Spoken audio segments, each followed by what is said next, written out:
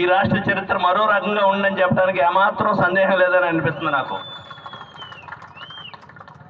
ఏది ఏమైనా రంగా గారి యొక్క కుమారుడైనటువంటి రాధా మరి కొద్దిసేపట్లో వచ్చి విగ్రహావిష్కరణ కూడా చేస్తారు.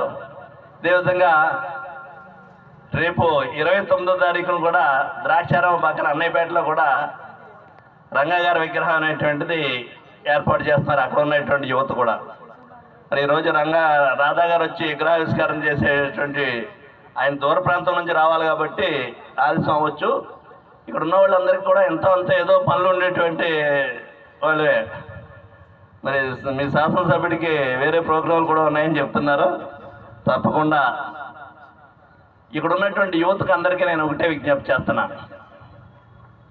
ఏదైనా ఒక పని చేసేటప్పుడు ఆవేశపూర్తిగా కాకుండా ఆలోచనాపూర్తిగా మాత్రం నిర్ణయాలు తీసుకోవడానికి సందర్భంగా యువత అందరికీ కూడా నా బాధ్యత ఉంది పెద్దవాడిగా అనేటువంటి ఉద్దేశంలో మీ అందరికీ తెలియపడుతున్న ఇక్కడ ఉన్నటువంటి యువతకి.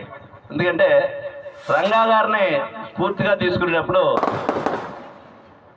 ఆయనలో ఉండేటువంటి లక్షణాలు కూడా ఏంటనేటువంటిది మనం ఒకసారి ఆలోచన చేసుకోవాలి. ఆయన చనిపోయి 40 సంవత్సరాలైన ప్రజల హృదయాల్లో ఈ రోజుకి బ్రతికే ఉన్నాడంటే ఇది మామూలు వ్యక్తులకి సాధ్యమయ్యేటువంటి విషయం కాదు.